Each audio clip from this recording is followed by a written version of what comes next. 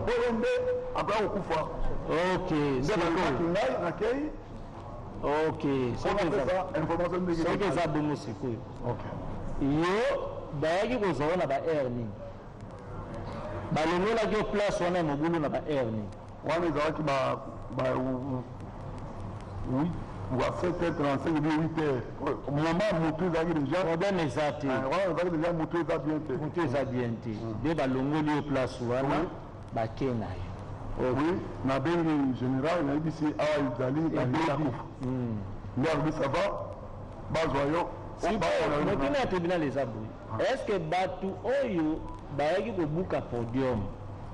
Ah oui. Bazaki belé. Est-ce que na groupe autre to sambisa bazali ata moko to mibale? Na ibi bango tete na ibi groupe wana izaki belé. Kuko na baki avant. Au moins tant ba envahir wana. Pona ko bilongi ya batu boy. Izaki mutaninga boma yo. Nga kutune ezaki mutu akufa liboso. Problème ezati. Oui. Simba ka miko, mutu nezoya. Oui, monsieur Préfet Mungo. Oui. Elle dit que le représentant a fait ce qu'il n'a pas Général Kasson. Oui. Général Kasson a bien le cure. Oui. Et il a bien le cure. Ça, c'est de 1. Ok. Il y a mon colobi, toi, Hanyambo, Nai Général Kassongo. Numéro na carte de téléphone, alors bien là, Général Kassongo, on a bien dit. Na stade na police kwa cadre yo. Voilà. Maintenant, yo mutadonga kiyo. Ba police na ba kangiyo. Est-ce que bien là que ba police na yo ba kangina ati pour ordonner ba tika yo parce que yo mutadonga ki pour atteindre la sécurité. Comment expliquer que abengiyo pour sécurité na yo ba kana ba kangiyo ba nuyo tie pa na bureau mais atiki yo te pa na nous. Na komi na bureau. Na commune na bureau il y a général. Simbe micro bien olova. Au lieu na kende pas général na kenda ki na pekri. Bavani singai na vandi wana après barobi okosamba pa opesa biso information. Est-ce que général mwana kiyo? Est-ce que ayeba ki ke bakanga kiyo? Nano banda mukolo wana tomona na kite mais na téléphone to na bande ko ebisa. Ayeba alobaki na wani. Et le benga qui est bakangiye et pas la policier na c'est qui on va moto le représentant alobaki yonde ko pesa information ndenge loko ebuka ki ya. OK, autre question. Na groupe na bino nyo semi balé ya ba représenter na bino. Est-ce que ba musulman na ba si bazala raté? Est-ce que ba si bazala ba? Olobi na groupe ya yo. Est-ce que ba si bazali? Na groupe oyo na ndepo na kosambe. Est-ce que ba maman na bana basi bazape na église na bino na islam? Oui, basi bazali. Mais pas mi bawo nyoso bakani bazaka ba mibali. Na groupe na ta masa ça quitter. Non. D'accord. OK. Loba, au moins oui. Pour na bino nyoso bakani ba mibali. Vrai musulman. Na ndenge boso kende na basi bazala quitter. Vrai musulman. Oyo nyonso bakonzi bamoni déjà bakoya na stade te musulman nyonso akobima o bakonzi baboyi koya na stade. OK. Alors bango bato nyonso oyo bayebi baza babimaki oyo basalaki desordre bayebi nini babande kosalela desordre wana zwa mutuna mosusu banani bazwaki autorisation ya kosambela na stade entre groupe na yo ya Abdallah Mangala na ya Youssouf Djibundu. Chez Abdallah Mangala, Loaba. Il y a une autorisation. Oui, il y a une autorisation. Est-ce qu'il est prévu que na groupe na bango, na groupe na bino, vous semble la place moko? Non. C'est prévu que. Il est prévu que. Bon bah c'est trouvé qu'on a bien nous. Na évité. Évité. Autorisation est qui verbale ou bien écrite? Écrite. Écrite. Vous avez une copie en gros?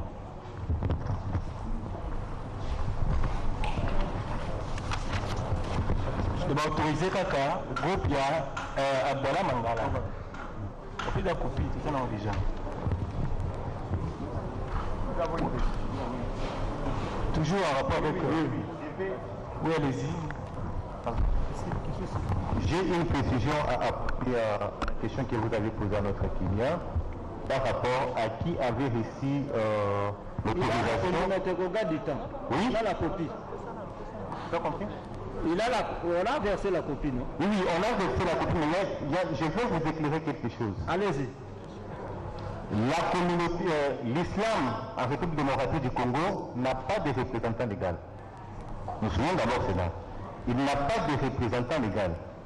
Alors, il est structuré dans des organisations. Au sein de l'islam, il y a des organisations. Comprenez-moi très bien. Vous trouverez, il y a l'organisation qui est chapeautée par Mangala, qu'on appelle la Comico. Il y a l'organisation où les Dibondo sont membres. C'est corporation de quelque chose comme ça. Et il y a d'autres structures au sein de l'islam. Alors, pour l'autorisation de prier ou bien de terminer les carèmes au stade, était accordé par le tête de ville à M. Mangala, qui est le représentant légal de la Comico. Et vous avez la pièce que vous avez mis là, qui est l'autorisation qui autorise à Mangala de prier au stade de martyr. Ok. C'est ça. Attendez, complétez et puis les témoins ont des questions à poser. Oui, juste pour compléter, par rapport à ce que le confrère vient de dire, je voulais bien préciser ici que M. Ntoa Anyembo n'a pas été arrêté par la police.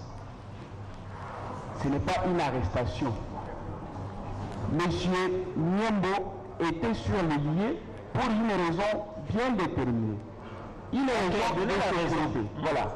C'était quoi? Oui.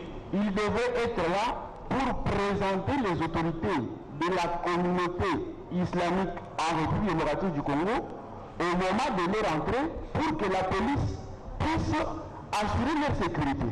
Ok. Pendant que les troubles ont commencé, c'est ainsi qu'il va faire appel au général.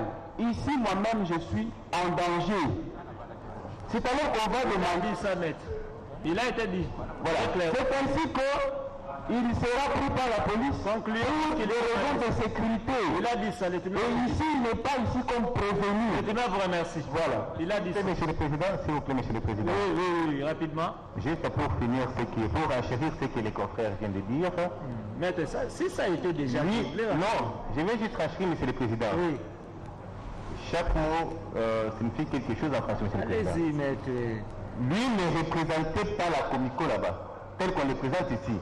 C'est parce que c'est lui qui lui était là juste pour un service. Quel a été ce service? Il a dit ce service, la sécurité. On a suivi, maître. Quand il est ici, on le présente. Bon, maître, s'il vous plaît, pas de redite. Le tribunal a des questions à poser à Nyembo et puis vous avez la parole, maître. Oui, prévenu Nyembo. Question d'abord. Prévenu Nyembo. Oui. Oui. Est-ce que quand ce tribunal, si réellement autorisation de qui n'a représentant nayo, autorisation de par gouverneur, de qui pour représentant nayo, à ça à tenir une prière na stade.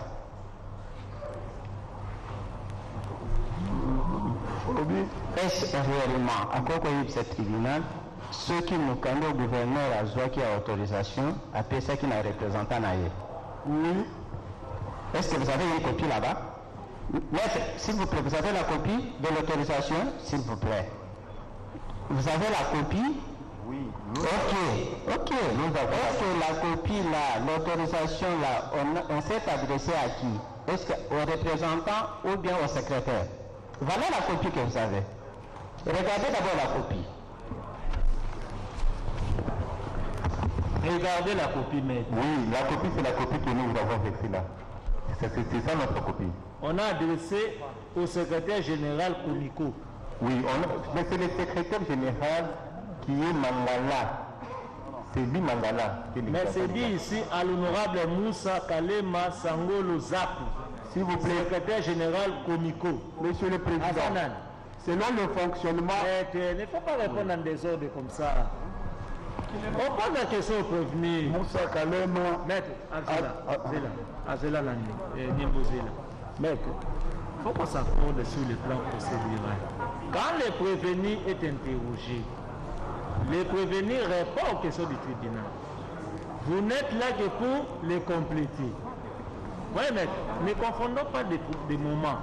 Nous ne sommes pas encore à la plaidoirie. Ce sont en instruction. Laissez-les répondre et au besoin, vous les comprenez. Bon, Nimbo, nous candés à les Ok. Bakomeli, honorable Moussa Kalema Sangolo Zap, secrétaire général Komiko. Il y a un représentant légal au Moutoumoussous.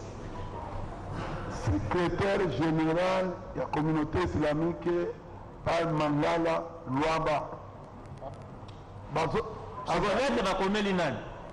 Komiko. Ils ont conduit na représentant légal Abdallah Mangala. Si on a une autorisation. Vous avez une autorisation? Il y a une autorisation. Et Zali, représentant légal, très honorable Moussa Kalema Sangolo Zap.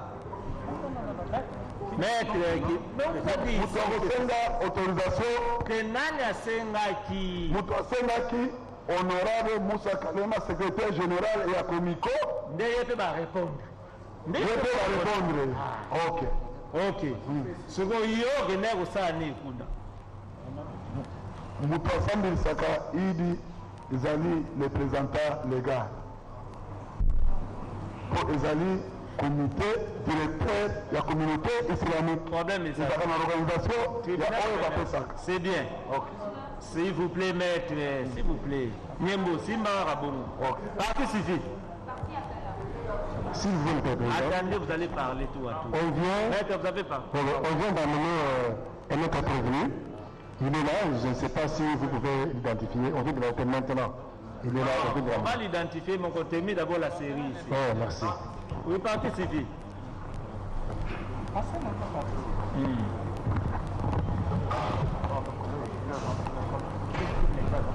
Oui, vous avez la parole, maître. Merci beaucoup, Monsieur le Président, pour la parole nous accorder. Nous avions fait notre comparution au nom pour le compte de la Komiko, la communauté islamique en République démocratique du Congo, et aussi de son représentant légal, Cheikh Abdallah Mangala, et de son représentant général adjoint, qui est M. Amori. Ici, nous tenons d'abord à éclairer la lanterne de votre auguste tribunal par rapport à cette cacophonie liée à l'autorisation. Ici, nous, en tant que partie civile, parce que nous avons été victimes de tous ces faits, c'est même pour cela que nous nous sommes constitués partie civile. La Komiko, qui est communauté islamique en République démocratique du Congo, c'est une assemblée confessionnelle. Et dans son fonctionnement, parce que il est régi par les statuts, dans les statuts, les prérogatives d'agir à l'égard des tiers est reconnue, selon l'article 37 des statuts de Komiko, au secrétaire général de la Komiko. C'est pour cela que la Komiko, par l'entremise de son secrétaire général, qui est M. Moussa Kalema, a écrit aux autorités de la ville. Et c'est par suite de cela que nous avons obtenu l'autorisation. Suivez la question du tribunal. La Komiko est engagée, ou qui représente la Komiko, selon les statuts de la Komiko, même devant les instances judiciaires. Qui engage la Komiko? Voilà. Qui engage la Komiko? À l'égard des tiers et devant les cours et tribunaux, c'est son secrétaire général. Il est un secrétaire général et un représentant légal. Voilà. Le représentant légal, c'est le représentant légal, c'est M. Cheikh Abdallah Mangala. Ok. Donc lui qui devait tenir le culte. Ok. Oui. Bon, maintenant, on demander l'autorisation selon les statuts. C'est quelle disposition de votre statut? L'article 37 des statuts. Vous avez les statuts là? On peut verser ça au verser les statuts si vous en avez. Bon, nous allons récupérer ça. Comme vous-même vous avez dit, c'est la cacophonie. Parce qu'on ne comprend pas comment une structure qui est un représentant légal, mais l'autorisation doit émaner du secrétaire général. Donc, comme vous l'avez souligné, si c'est comme cela, le tribunal va s'en tenir aux dispositions statutaires que vous l'avez évoquées. Exactement. Oui, maître, allez-y. Question à la partie civile. Une précision. Oui, allez-y. Monsieur le Président, je demanderai au tribunal de ne pas entrer dans cette cacophonie. Oh, mais lui, il a dit aussi cacophonie. Sur les statuts Komiko. Ok. Parce que de l'autre côté, on va vous brandir statut comico El Mangala. De l'autre côté, on va vous brandir aussi statut comico El Djibondo. Ces histoires, nous sommes devant les cours et tribunaux pour cela. Ok, très bien. Je demanderai au tribunal de se pencher sur les faits lui apportés. Exact. Pour que ces gens ici puissent répondre et ceux qui ne sont pas concernés, qu'ils puissent rentrer chez eux. Que le tribunal n'entre pas dans cette histoire. Parce qu'aujourd'hui, je vous dirais que nous nous trouvons dès quand nous nous battons tous les jours ici devant les cours et tribunaux sur El Mangala, El Djibondo, El Mui Al-Mui. Merci. Alors, merci pour l'observation. Merci, Monsieur le Président. Le tribunal a des questions à poser à Niembo. Revenez Niembo. Makambo wana ya bastatu Olandi oyebi yango ke boza kosamba, c'est ça non? Mais yo comme oza ya El Manganga Mangala naturellement vous défendre kaka ya oya bino ya Mangala. Ok. Donc todanga tuna question. Yo tango constataki ke podium ekwei ndo expliquer obengaki général ou expliquer makambo nyonso sikoyo mpona nini kasi osengaki bato na bino te oyo efalaki basambela na podium bakende na bango kasi bazonga mpe podium ekwei mpona nini otikaki batikala epuis mobulu ya kobima preuve ya rapui Mangala ayaki na stade lisusu te mpo nabengaki na lobi bakweyisi podium place ekoki kosambelisa na bato baya te awa ekomi sikoyo bato batikalaki sikoyo wana ntango podium ebukani me mpona nini ntango yo obengi Manganga koya te bango batikalaki wana so bandaki koluka nini bazalaki bato na ngai ena biso te ya ele ya Mangala apres susi ya bango nga nakufa bon c'est la fête tribunal a comprendre boningo lobaki ntango podium ekwei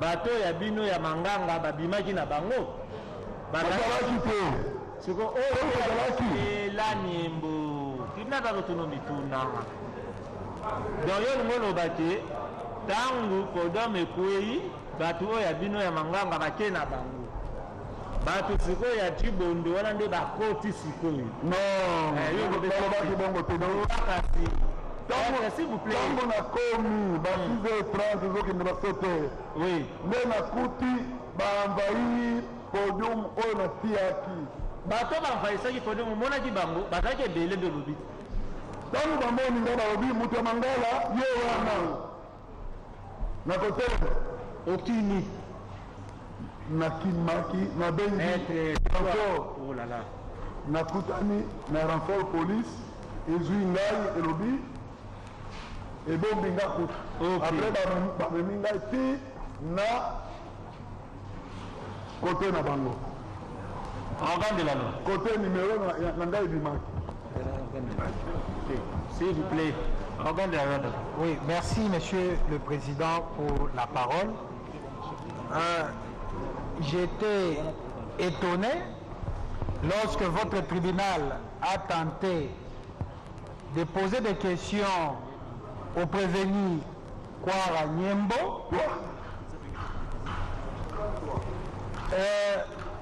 Il n'a pas eu à préciser son interlocuteur de l'autre côté, parce qu'ils sont des camps. J'aimerais que votre tribunal puisse lui poser cette question.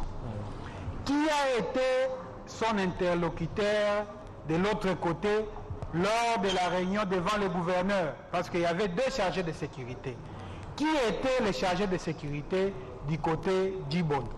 Qui nous le dit? Niembo,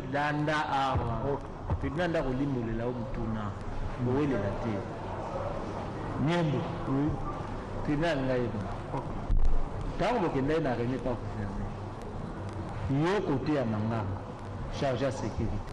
Côté Djibondo, c'est la sécurité zaginani. Moi chargé de sécurité ya Choba Mangala. Ya côté ce quoi Djibondo, c'est la sécurité. Ya côté ya Djibondo, ezalaki mzee Musangu Abubakar. Azawat. Musangu. Prévenir Musangu. Mais yo bazolo ba makambo ya makazi ya sécurité yo zalaki na réunion na Niembo. Président Solomon Niembo lobby. Non. Je m'excuse d'abord. Vous ne m'avez pas appelé. Et je croyais que... Yonde Siko Batangi, on va se rendre compte que Combo n'a eu ça. Oui. Ok. Pour ça, Siko. En termes de greffier, comparer les prévenus Moussangu. Yoza chef à sécurité à côté à Djiboum. Et Naza chef à sécurité. Secrétaire général adjoint. Secrétaire général adjoint, mais il y a une réunion. Yona Niembo. La veille, il y a prière, il y a jeudi. Tout à fait. Kassi. N'a expliqué. N'a expliqué. Je l'ai entendu, vous avez une réunion. Et pas gouverner. C'est pour cela qu'il faut recadrer le bloc et belé. Puisque confusion, il y a trop. Problème, mais c'est bon. Comme on veut recadrer le bloc, il y a tout à fait. Ce qui est bon, le tribunal, il y a les bourseaux. Yozali, nous avons représentant légal, il y a Chibondo, il y a Mangam. Nazali na imamat, Oyo et Ponaki, chez Youssouf Dibondo et Naza secrétaire général adjoint. Très bien. Sikoyo, Mangam. Awa na kati ya groupe ba prévenir tozosambisa na bino. Bato ya bino bazawa. Oh ya bino boza côté moko na bango. S'il vous plaît, monsieur le juge. Ezali difficile. Ezali difficile, difficile, très difficile, même la carte à stade. Quand nous allons qui na capitaine Ayaki Poto, Tocha. Tout ça, le dispositif, il y a sécurité. Capitaine Remoka Monaki. Que l'heure, de Poussani, Bisso, tout ça, même menacé. Problème est ça. Encore, c'est difficile. Les vigilants. Yo, qu'on identifie Bangote, mais est-ce que Bango Moko a Bakogi ko reconnaître yo que yo zali CG na Bango, bato akota Djiboni. Yo me te proposer. Le CIB, Bino Boza va net. Bon, le tribunal fait appeler tous les prévenus. Doyanan, Bino Nia Saboya, s'il vous plaît, tu es dans l'espace. C'est ça. Oh. Attendez. Tous les prévenus. Bon, mettez de l'espace, s'il vous plaît. Hein. S'il vous plaît, pardon. S'il vous plaît. Allez un peu derrière les prévenus. Laissez d'abord les prévenus passer devant. Maître, laissez d'abord les prévenus, s'il vous plaît. Tous les prévenus. Maintenant, prévenus Niembo. Tika la place aux Ali. Moussassa, Tika la place aux Ali. Moussangu plutôt, pardon. Moussana Boy Moussangu. Kabana na Niembo. Yo poussana Boy. Do tourner ce kuna. Do tala kuna. Bon, sikoyo. Ba prévenus bino nyonso nde bozawana. Banani bayebi Niembo et puis banani bayebi Masangu Musangu oyo ayebi Niembo alakisi na yebi Niembo oyo ayebi Musangu alakisi na yebi Musangu nde boza wana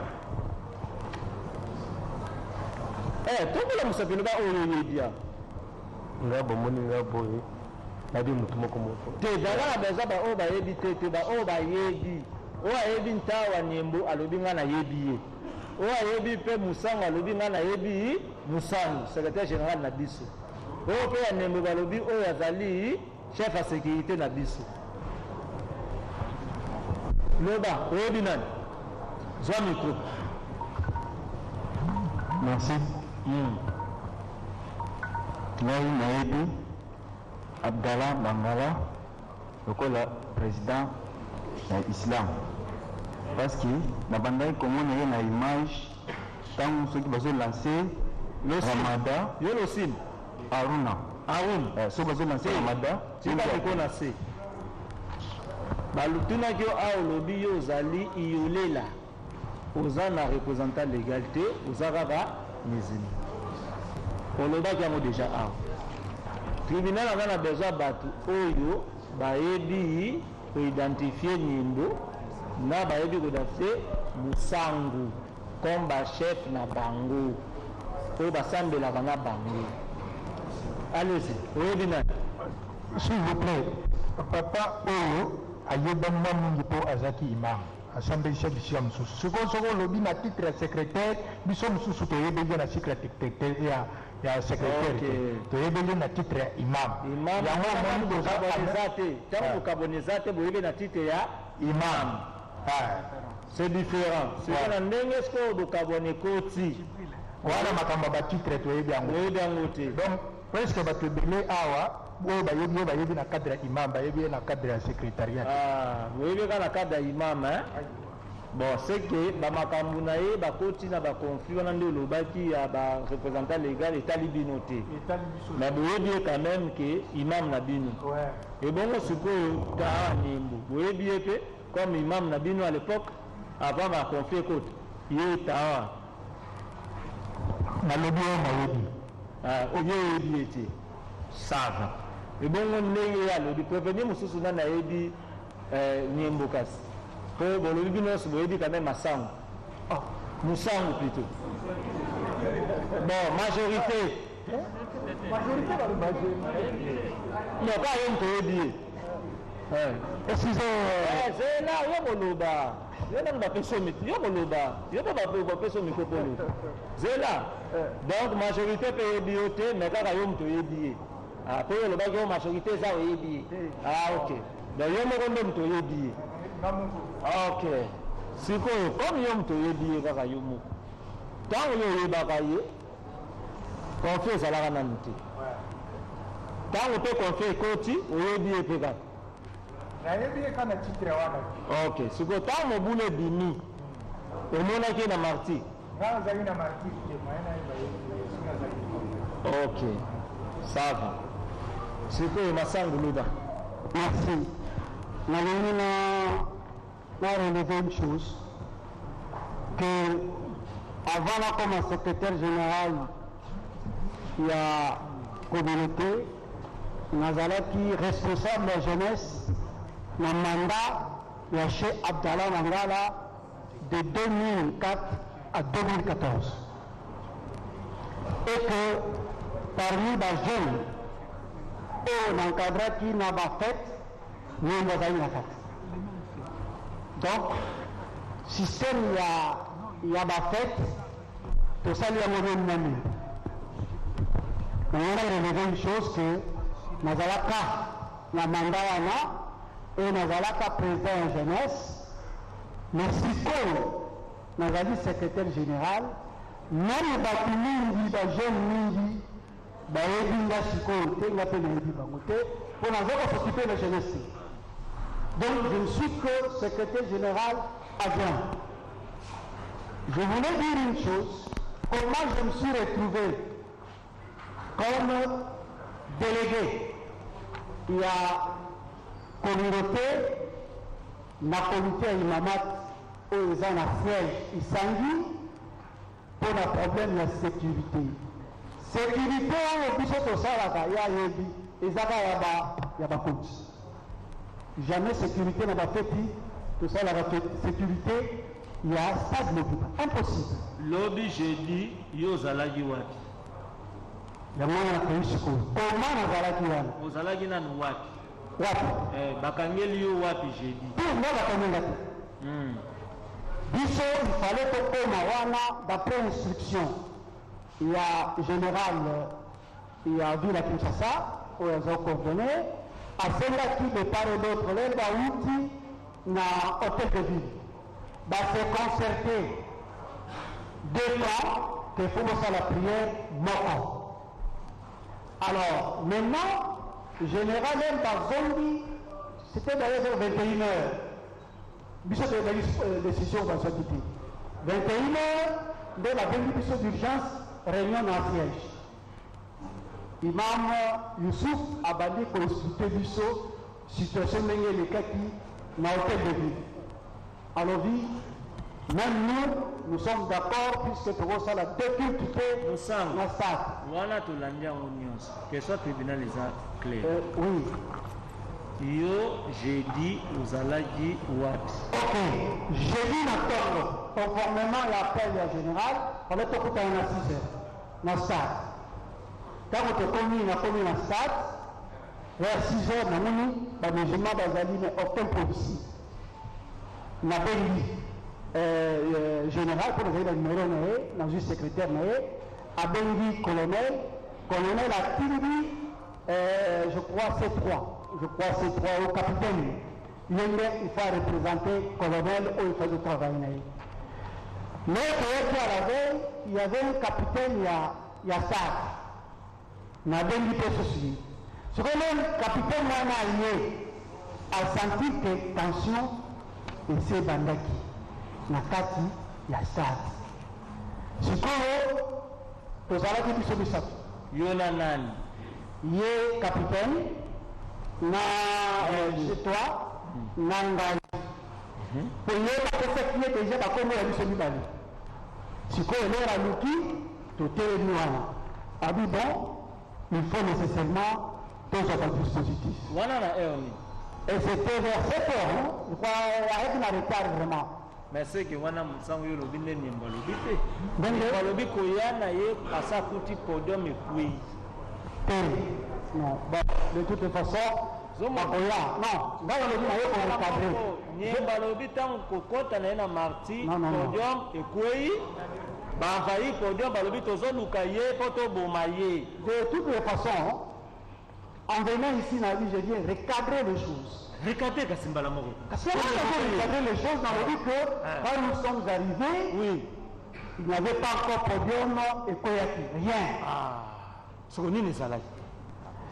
Quand nous, la commune, il n'y avait pas de policiers dans le Biangois. Et puis pour les événements militaires, merci qu'on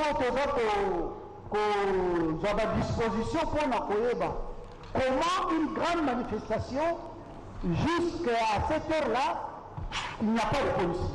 La banni Kobenga. Puisqu'il fallait pas que la policier.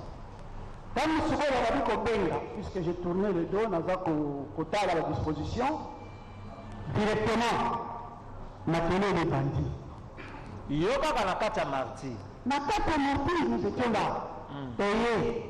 Quand nous avons les bandits, d'ailleurs c'est Mbonguta Alobi, Tala. Wana baza batu oyo ya bino. Sini mbongi bana batu. Batu ya bino c'est bata jibonu. Oui, d'après ce dit. Allez-y. Alors, à ce moment-là, nous avons na dit qu'est-ce que prouve qu'il va battre jibonu. Mais c'est pour lui rectifier alors dit que tous les deux camps bazalaki babana ko sala mouvement. Mais c'est pour lui makasi. Puisque dans mon accueil, je regarde. Je ne vois même pas, puisque tout ça, tout de même, dans le jeune, dans le siège. Tout ça, dans le jeune, on va vendre dans le siège. Et on va travailler à cas. Nathalie même, nous tournons au bas. Qu'est-ce que vous faites là-bas? J'ai vu des nouvelles figures. Ben, il écoute du bangoté. Et les gens, ils vont même menacer. On a replié. Mais ici, c'est toi. On a dit, situation A, elle est difficile. Il faut nécessairement la police vienne faire son travail. Puisque la situation dans ce moment-là, elle a vraiment clarté. Laissez-toi à Bengi. Quelques minutes après, quitte mon collègue. Non. Et ça lit bien que yo aux paroles juste après Nimbo. Podium, ce que vous avez na erni. Il y a des très bonnes podium de Boukanito. Ce que même au Bengi C3, dans la Koya pour nous battre, on nous a battu qui partit. Massa vous la malem. On a eu podium de Boukanito. Ngai ndenge na yebi et bien C3. Puis c'est pendant le va dégager biso. Yo bimi Martin na erni va dégager bino na erni. Va dégager biso tango va pesi communiquer que prière est arrêtée. Il faut Mouniamutu azonga na place na place na ye. Alors directement babeti la gaz lacrymogène. Tu m'as dit yo bimi Martin na erni. En tout cas, elle précise na ko nazalaki na montre te nazalaki na to le baba mais tobimi nzela moko nzela mona yo balie biso zela yo na nembo obimi nzela moko babimisi biso ya espoir puisque azwaki bainstruction ok donc yo na nembo obimi nzela moko babimisi biso bakibisi biso ensemble pas de problème sikoyo nyembo zwa mikro masango alobi podium ebukani te musango zela okoloba podium ebukani te yo toujours na ye ayebisi yo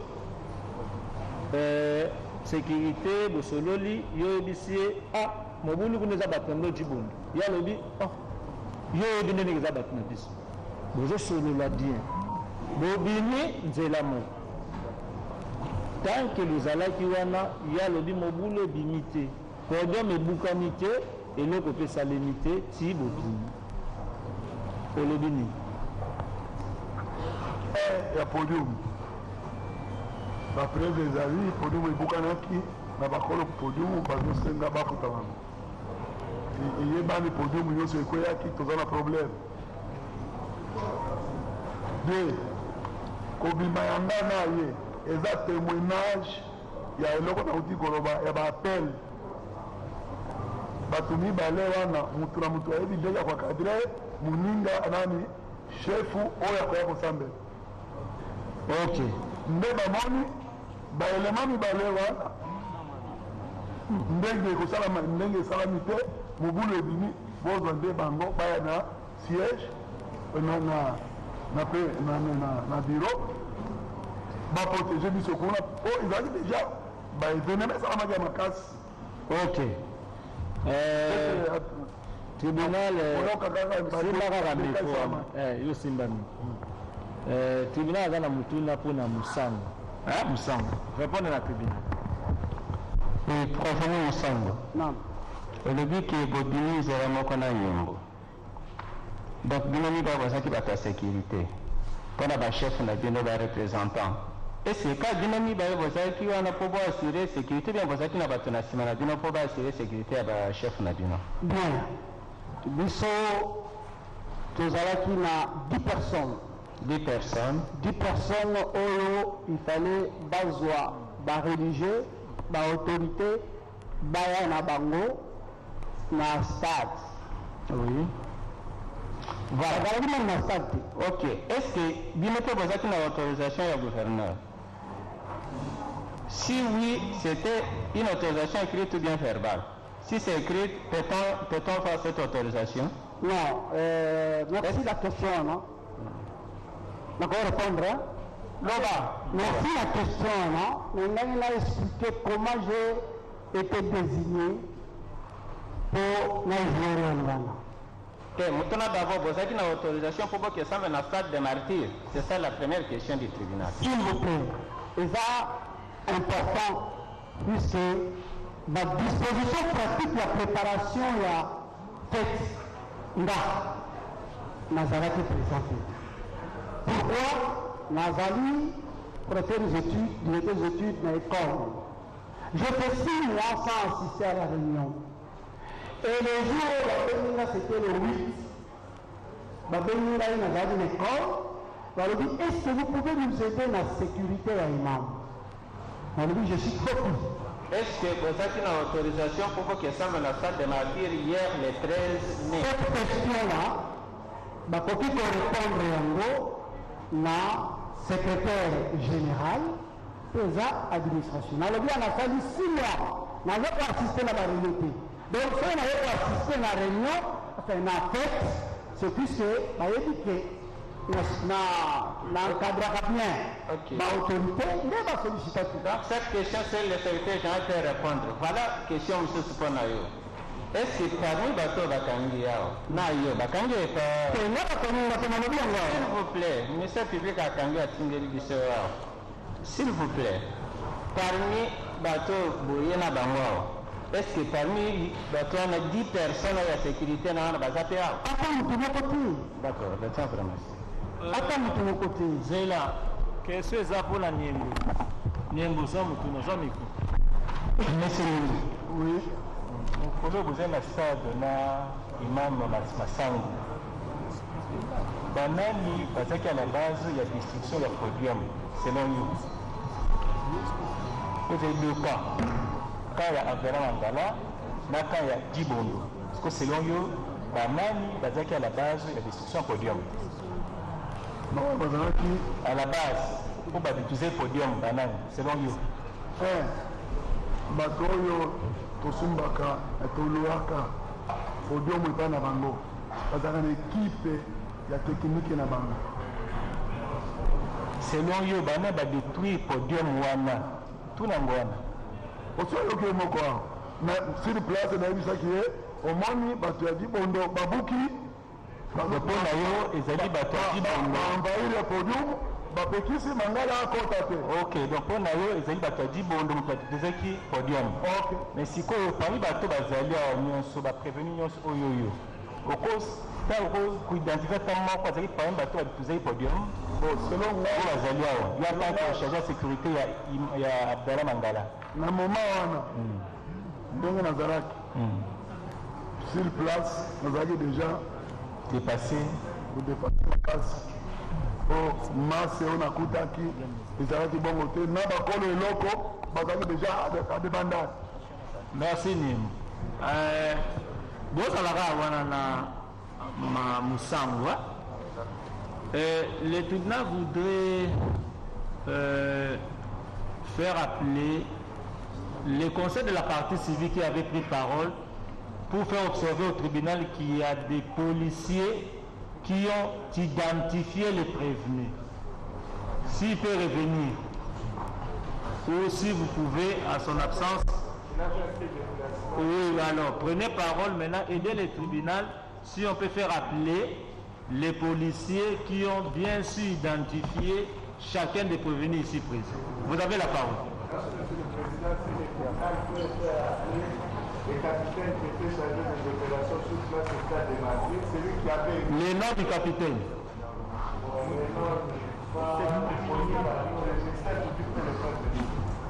Le tribunal fait appel au capitaine. Qu'il vienne ici. Il est où? S'il vous plaît, qu'il vienne ici. Merci, Monsieur le Président.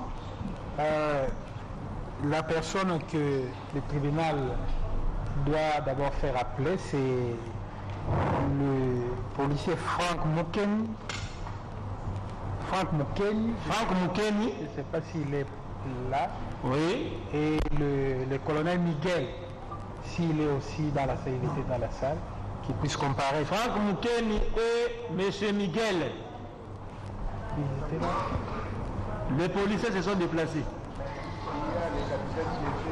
Ok. Oui. Hormis cela, Monsieur le Président, oui. Nous avons une petite observation à faire remarquer au tribunal. Oui. Oui, nous mettons également en accusation le prévenu Ezeke Mobeli Mohamed qui vient d'être appréhendé. Prévenu Ezeke, parmi les personnes qui ont agressé les policiers, qui a été même filmé. Prévenu Ezeke, qu'il vienne. C'est lui.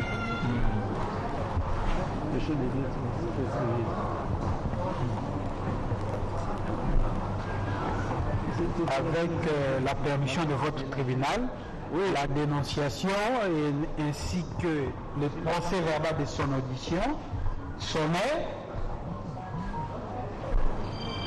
Il fait partie de ces groupes que nous accusons devant vous. Ok. Le tribunal, vous avez fini au de la loi?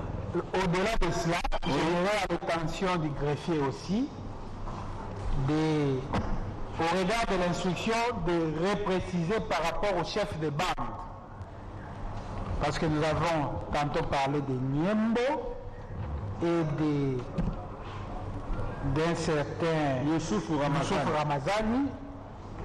Au regard de l'instruction, il ressort clairement que le deuxième chef de bande du côté Chibondo, c'est Moussamba. Ok. Donc que le greffier puisse bien acter cela. Nous avons dit. Lieutenant Branel. Le tribunal va devoir identifier les prévenus Ezeki. Pour ça, dans le tribunal, Kombo na yo Ezeki. Ezeki nani? Ezeki Mobeni. Obotami wapi? Abotami na Mbandaka. Na Mbandaka, pesa date de naissance na yo. Le 1er janvier 1982. 1er janvier 1982. Kombo ya papa na yo nani? Mobedi. Mobedi. Azana bo moito akufa. Azana bomoi. Ebongo mama. Nyagbolo. Ok, azana bo moito akufa. Azana bomoi. Ok, polo be botama na Mbandaka oza mutu ya Equateur. Mboka na bino nini? Mboka na biso Lingonda. Ndesko bakaboli bo yo oza mutu wapi? Oza mutu ya Ndeba province ya Sud-Ubangi. Sud-Ubangi, voilà. Sikoyo yo osalaka nini? Mosala na yo na vie quotidien osalaka nini? Nasalaka sillage ya mabaya. Sillage ya mabaya. Oza marié? Naza marié. Kombo mwasi na yo nani? Wawina. Oza na bana boni? Naza na 5 enfants. Ok. Ovandi wapi? Na Kinkole. Ovandi na Kinkole. Ok. Bon. Oyebi makambo oyo tribunal ezolandela yo mpona mokolo na lelo po baninga nyonso baza tribunal asayebisi bango mpo ani azolandela bango. Yo oyebi makambo oyo tribunal azolandela yo nde oza wana? Oyebi te oyebi te? Nayebi te, nakoyeba lelo nde soki bosambisi ngai. Mais osambaki na polisi batunaka mwa mituna na polisi te avoyabo? Batunaki. Kasi mituna na batunaka na polisi bayebisaki yo ke bazolandela yo mpo na nini? Mpona likambo oyo elekaki na feti na stade. Oyo elekaki lobi na feti. Siko na mituna wana ya na ndenge polisi esambisi yo eyebisi yo ke yo na makambo wana osali nini exactement? Bayebisi ngai eloko te, batuni kaka bademande esili bakomi OPG akomi esili bongo bayebisa nga teke osali bo osali bo ete. Mais makambo oyo tosamba yango oyo yo lobi bayebisi yo eloko te ke osali bo bayebisi yo eloko te. Batangela makambo batuni yo ke oyo osali na nde yo mpo répondre. Yo loba na tribunal ntango OPG asambisi yo alobi ke akangi yo mpo osali nini, yo mpo oyebisi ye te nga nasali boye. Question atunaki ngai kasi lobati atunaki ngai réalité nini elekaki na stade. Yo oyebisi réalité nini elekaki? Ngai nalobi réellement biso tokendaki fête. Ok. Alors tant tokomi na fête avant d'entrer na biso tomoni basoda baza en sécurité. Avant d'entrer il faut la cache-nez, to respectaki yango tolati bakache-nez tokoti avant tozokota na kati tomoni lisusu bajip ebandi kokota na stade. Ntango ekoti na stade ebele bacercle biso na place ezalaki ya part ya imam mpo aya kosambisa losambo wana biso bia totandi batapi. Après tomoni kaka basoda babandi kobeta bagazi na mpo ntango tobandaki deja bamusulman bando murmure deja ke moto akosambisa biso awa ezali kaka représentant légal oyo abimi pour le moment na ntango ya président Etienne Tshisekedi. Kombo na ye nani? Représentant oyo ya sikoyo oyo selo oyo ya yo eza nani? Ali nani? Ali Mwen. Ali Mweni. Donc yo ça va, allez continue. Continue là. Alors l'air bayemba la moko babandi kobeta ba poudre. Oui. Ba musulman babandi pe kopanzana kotia mpe babarrière baguerre babi soki alte soki représentant excuse ezaki Youssouf nde nayokaka ichan wana mona ete eza nde cher Youssouf yango tribunal pakamu ntango mosusu soki ali mpo abakangi nkombo mibale na nganga na Chibundu na Youssouf Youssouf nde Chibundu Chibundu oyo moluba yo soki okende aloba azinde te makanisi biso na perdre donc oyo selo oyo nde bayebisaki oyo abimi mikolo eza nde Chibundu Youssouf donc yo oza na musangu kote moko tozali kote kaka ya Yusufu oyo azarepresenta ya lelo oyo azokamba lingomba na biso islam. Ok, continue. Alors ndenge bazwi bando beta bapôtre baislam mpe babandi kodisperse kopanzana ebele mpe bamiso kobima na balabala tokomi kokota bambangu masasi ezobeta fe bafe ndenge tobimaki na biso na babalabala losambo mpe esambelaki te lokola biso boye tosambelaki na balabala daye basambelaki mpe na kati lere babandi bapagaye na basoldati ntango bobandi to ntango babandi baislam dans l'ensemble tokolobaki ntango tobandi lobaka bien po eza lingala ntango tobandi pagai mpe mobulu mobulu lere ebandi musulman biso tobandi mobulu meme na ngai musulman azali kaka musulman soki nazoloba naza kaka musulman nde bongo e tokoloba bosembo osengeli liboso ya tribunal tozali bamusulman tanke musulman baza wana na oyo osalaki te bakoyebisaka te oyo ozalaki ozali musulman ntango bakoloba basoda la polise eyebaki policier nyonso azala te aza nde bongo continue na nsima kobima na biso tokei biso ezosambela kutu na balabala ezosambela na balabala esili na nsima bamizima mosusu asambelaki na kati wana nayebaki lisusu te eye mpe tobandaki kodirige mpona kozonga eye tozongi ti naye kozwa mutuka na matete nde kozongaki ozaki mutuka na matete na heure ni il faut ça ba 11 heures je pense yo bandaka na matete na kinkole na kinkole soki okende na matete kosani nazali mutuka ya matete mpona po pusana nde transport eza pasi banda otambola na makolo ti nazwi mutuka lere nakei nakomi nakiti nakomi na liberté naye kozwa mpe sikoyo mutuka mosusu na bandeko mosusu ya bamizima mpe oyo bazalaki na mwa baquartier mosusu wana siko ezali baheure ni ana déjà eza deya ba 12 heures ok mais okomaki pano na ndako nakomaki te okomaki te siko baye kokanga yo wapi ngai na société ya bibwa so bakangaki yo mpo na nini soni tozozonga no ndako bon nde tozongi ipare tozalaki na kati wana mutuka tozalaki na nga kutu kiti nange ezalaki pembeni na capitaine moko azalaki wana ya la polisi ntango tovandi naomona mpe aza wana liboso na ngai nga mpe naza koto bandeko tozalaki na bango bamusulman bazobeta lisolo parce bango batikalaki ti baevenema nyonso eleki na nsima bango bazalaki ntango bazobeta lisolo ngai naye koloba mambo eleki na nsima ti ekomi na niveau ya la polisi ya kufi bamusulman mpe baboni mpe babomaki mpe musulman